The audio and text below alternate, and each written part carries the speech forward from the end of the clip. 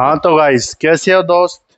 दोस्त देखो, सभी को राधे राधे, सभी को जय श्री कृष्णा।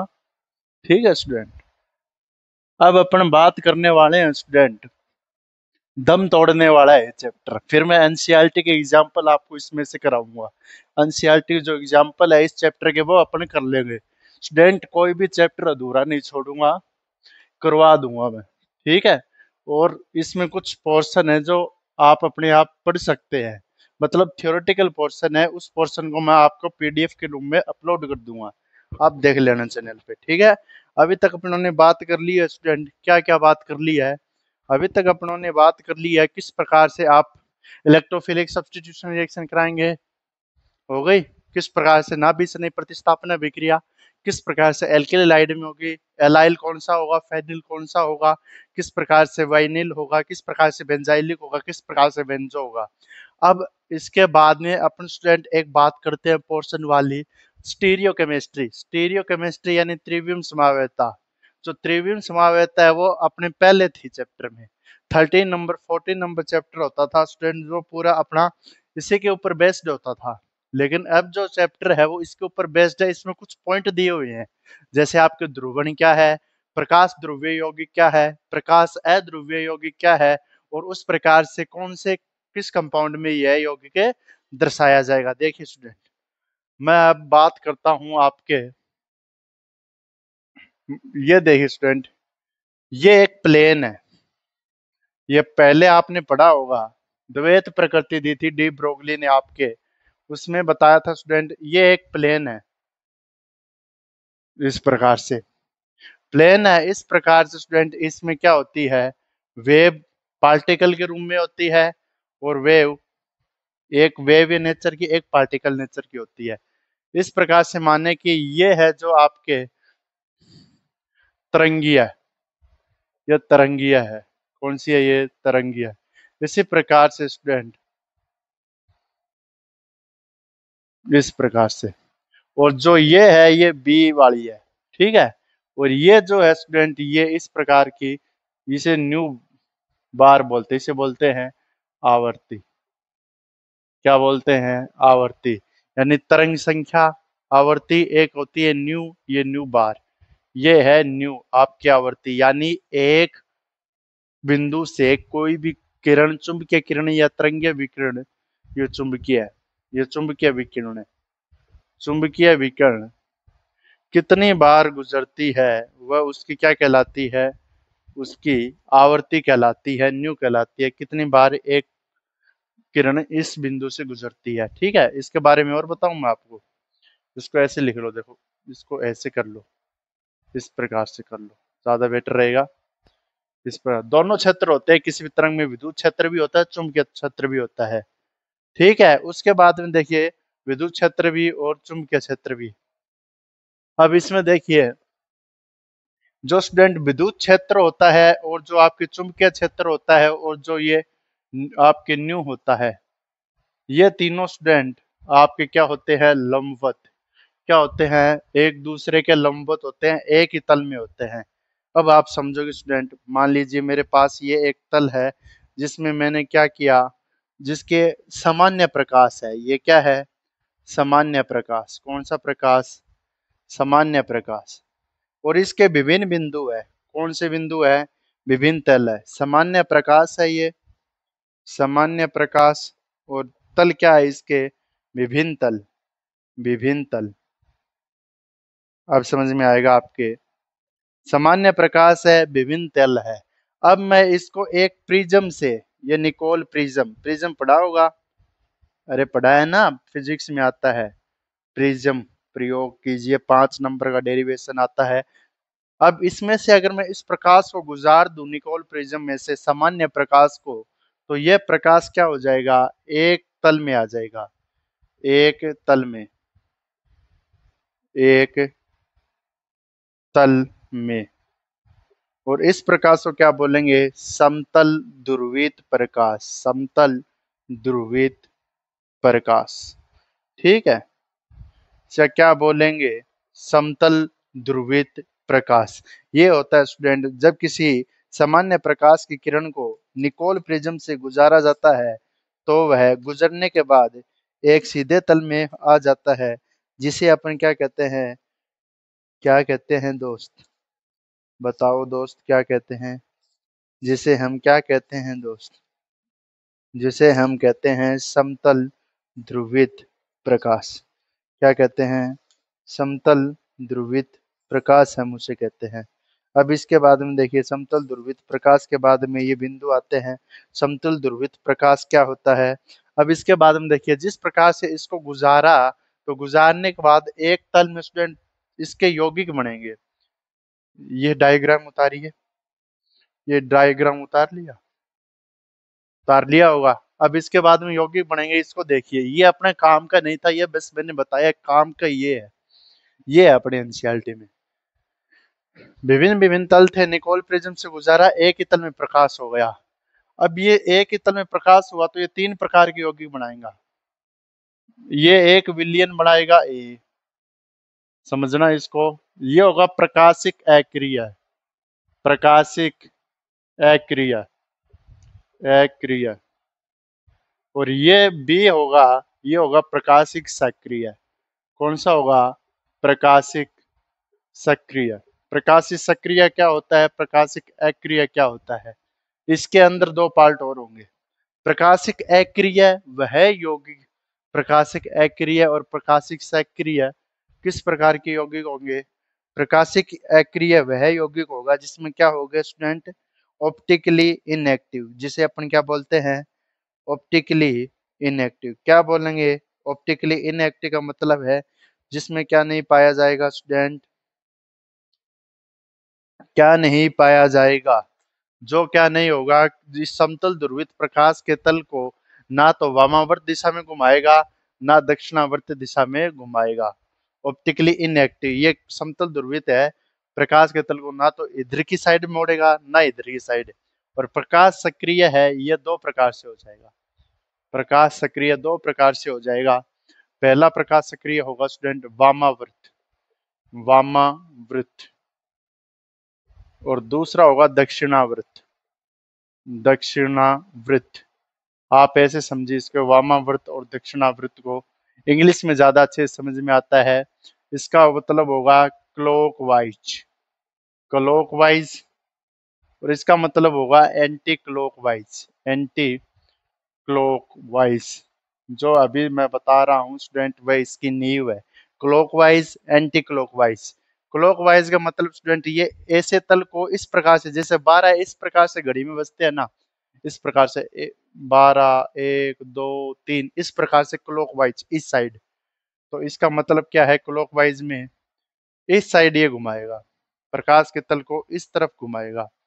और इसे अपन क्या कहते हैं स्टूडेंट? अगर इस तरीके से घूमे, इसे बोलते हैं डी या पॉजिटिव डेक्स्ट्रो रोटेटरी। इसे बोलते हैं डी या पॉजिटिव डेक्स्ट्रो रोटेटरी। अगर इस प्रकार से घूमे तो इसे एल या माइनस, एल या माइनस लियो रोटेटरी। अगर ये घड़ी के विपरीत दिशा में घूमे तो इसे क्या बोलते हैं? लियो रोटेटरी, लियो रोटेटरी बोलते हैं। अब देखिए स्टूडेंट, यानी अगर विपरीत दिशा में घूमता है तो इसे लियो रोटेटरी, अगर ये घड़ी की दिशा में घूमता है तो इसे डेक्स्ट्रो रोटेटरी बोलेंगे। ठीक है, इस प्रकार से होगा। डी पे पॉजिटिव आएगा, एल पे नेगेटिव आएगा। यानी एल पे नेगेटिव, इसे बोलते हैं अपन लियो रोटेटरी, डेक्स्ट्रो रोटेटरी। फिर से देखिए, सामान्य प्रकाश का तल था, यहीं से ही याद हो जाएगा आपको सारी परिभाषा। सामान्य प्रकाश के तल को निकोल प्रिज्म से गुजारा जाता है, तो वह एक ही तल में जो प्रकाश हमें प्राप्त होता है उसे समतल ध्रुवित प्रकाश। और यह तल दो भागों में विभाजित होता है, एक तो विलयन ए, एक विलयन बी बनता है। एक में प्रकाशिक सक्रिय, एक प्रकाशिक अक्रिय। सक्रिय अक्रिय का मतलब है ये किसी भी तल को ना तो इस साइड ना इस साइड घुमाता है। और सक्रिय का मतलब है ये क्या घुमाता है? प्रकाश को या तो क्लॉकवाइज या एंटी क्लॉकवाइज घुमाता है। और यहाँ पर ये इस प्रकार से, अगर प्रकाश के तल को क्लॉकवाइज घड़ी की दिशा में घुमाया जाता है तो इसे हम क्या बोलते हैं? डी या पॉजिटिव। अगर ये प्रकाश के तल को विपरीत दिशा में, मतलब ये घड़ी की विपरीत दिशा में घुमा देता है तो इसे एल या नेगेटिव विन्यास वाला अपने कहते हैं। अब इसके बाद में देखिए स्टूडेंट, इसके बारे में बता देता हूँ आपको किस प्रकार से क्या समझना है। छोटा सा पॉइंट बचा है आपको। ध्रुवण कोण, प्रकाशिक सक्रिय, ठीक है।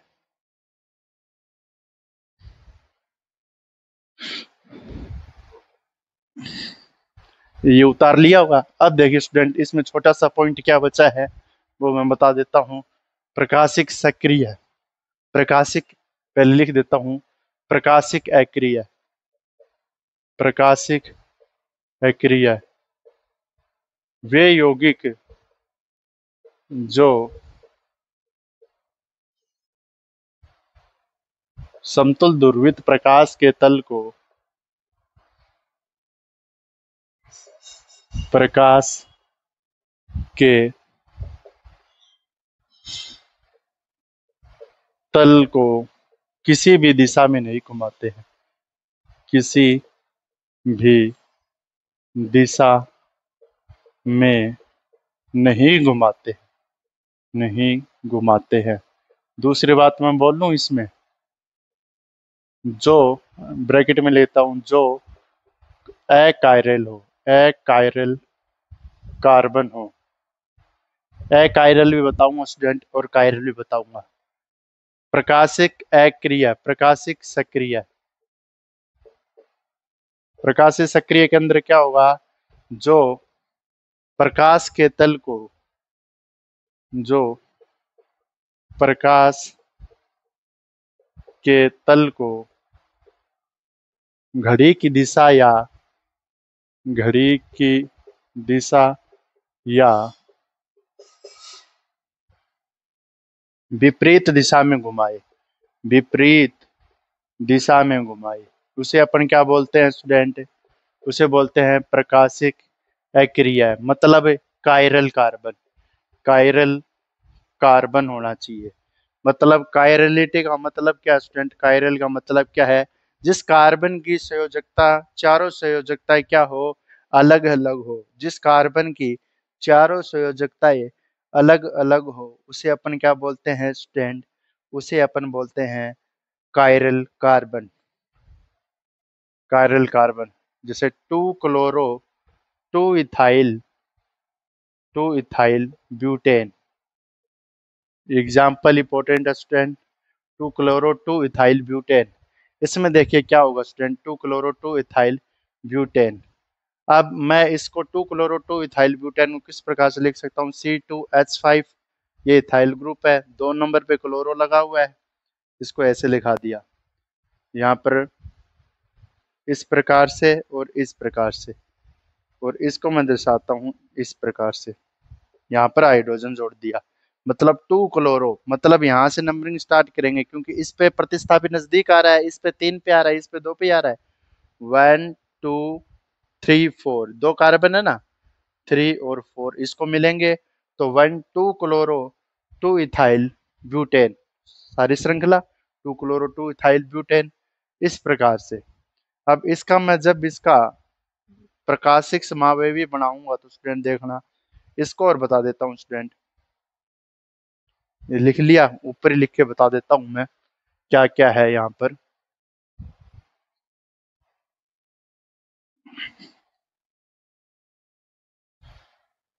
ये भी ऊपर लिख देता हूँ, two chloro two ethyl butane,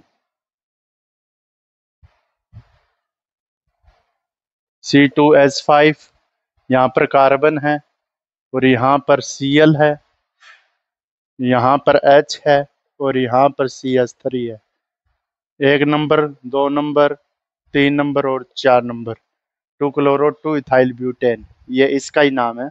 अब इसका मैं अगर प्रकाशिक समावेवी बनाऊं तो स्टूडेंट ये देखना, ये जो Cl और ये इस साइड आ जाएंगे, इस प्रकार C2H5 आ जाएगा, ये कार्बन आ जाएगा, विन्यास Cl इस प्रकार से रहेगा और H इस प्रकार से रहेगा और इस प्रकार से क्या होगा, CH3।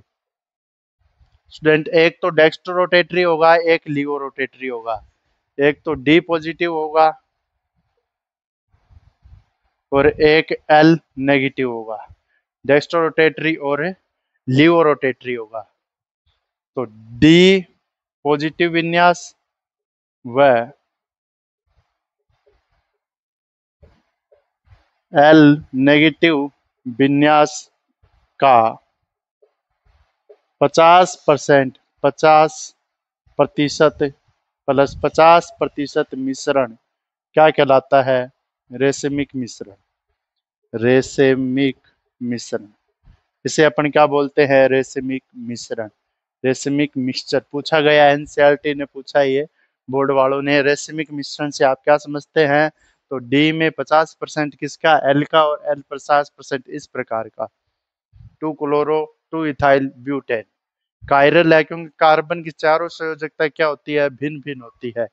कायरल की परिभाषा में लिख देता हूँ, कायरल की। कायरल कार्बन, ऐसा कार्बन, ऐसा कार्बन जिसकी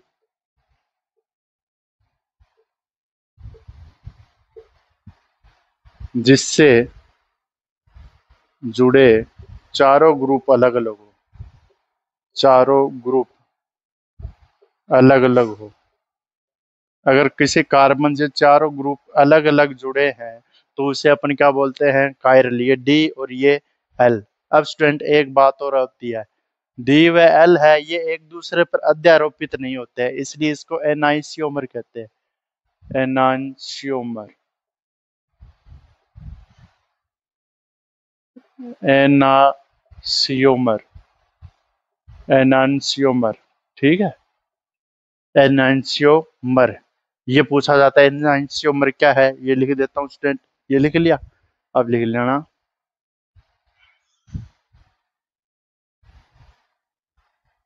एनांशियोमर, एनांशियोमर इंग्लिश नेम में ये इसी प्रकार से पूछ लिया जाता है, एनशियोमर। वे यौगिक, वे यौगिक जो एक दूसरे का, एक दूसरे का दर्पण प्रतिबिंब हो, दर्पण प्रतिबिंब हो, परंतु एक दूसरे पर अध्यारोपित ना हो। तो एक दूसरे पर अध्यारोपित ना हो, अध्यारोपित ना हो, अध्यारोपित ना हो, यानी एक दूसरे पर अध्यारोपित ना हो, एक दूसरे के ऊपर ना आ जाए। अगर मैं इस सीएल को यहाँ से उठाकर इधर रख दूं तो एक दूसरे के करीब आएंगे, अगर यहाँ पर रख दूं तो इस तरफ तो ये इथाइल और CH3 रह जाएगा, इस तरफ से CH3 है, यानी पूर्ण रूप से ना ढके। ये हाथ है, ये हाथ इस हाथ को ढक सकता है क्या? नहीं ढक सकता ना। तो यही है एनाइंशियोमर, जब एक यौगिक प्रकाश सक्रिय तो हो लेकिन एक दूसरे को पूर्ण रूप से अपन क्या नहीं करे? ढक नहीं पाए, इसलिए इसको क्या कहते हैं अपन? प्रकाशिक सक्रिय यौगिक कहते हैं। अब देखिए स्टूडेंट, एक बात और बता देता हूं मैं, ट्रस्टीब्यूटाइल क्लोराइड। ठीक है, अब एक बात लिखिए, ट्रस्टीब्यूटाइल क्लोराइड। अब मैं लिख देता हूं आपके सामने ये।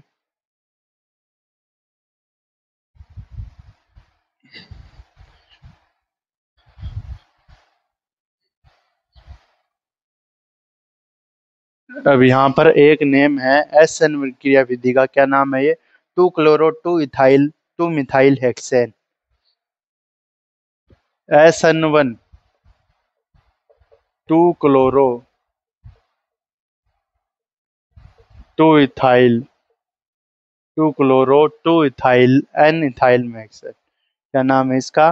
2 chloro 2 ethyl 2 methyl hexane, 2 methyl hexane. 2 chloro 2 ethyl 2 methyl hexane. मतलब यही है स्टूडेंट, SN1 में रेशमिक मिश्रण प्राप्त होता है। रेशमिक मिक्सर मिश्रण प्राप्त होता है, यानी रेशमिक मिश्रण किसमें प्राप्त होता है? आपके SN1 अभिक्रिया में प्राप्त होता है। 2 क्लोरो, यहाँ पर 2 पे क्लोरो है, 2 इथाइल, 2 क्लोरो है, 2 इथाइल है। ठीक है, 2 क्लोरो 2 इथाइल। इसके बाद में टोटल नंबर ऑफ कार्बन कितने हैं? ठीक है, 2 क्लोरो 2 इथाइल 2 मिथाइल हेक्सेन। अब देखिए स्टूडेंट, इसमें टोटल नंबर ऑफ क्या है? 2 मिथाइल हेक्सेन। कितने हैं? 6 कार्बन है। कितने कार्बन है? 6 कार्बन है। इसका नाम क्या है? 2 chloro 2 ethyl 2 methyl hexane. 2 chloro 2 ethyl 2 methyl hexane, इस प्रकार से है इसका नाम। अब इसमें देखिए स्टूडेंट, नंबरिंग कहाँ से करेंगे? जहां से इसको नंबर कब मिले, 1 2 पे आ गया। 2 पे आने के बाद में 2 3 4 5 6, इस प्रकार से नंबरिंग होगी। ये 2 पे इथाइल आ गया, और ये क्या है?